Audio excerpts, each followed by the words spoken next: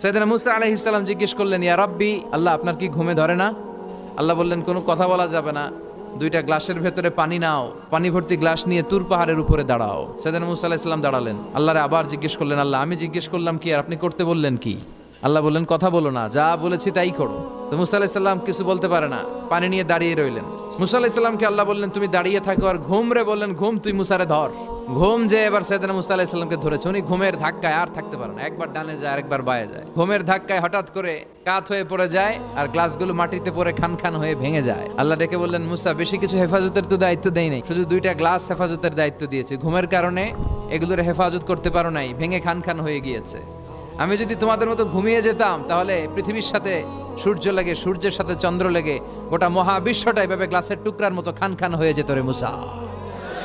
এজন্য লা তাখুযুহু সিনাতু ওয়ালা নাওম, আমার ঘুমেও ধরে না, ঘুমের আগে যে তন্দ্রা আসে ওইটাও ধরে না।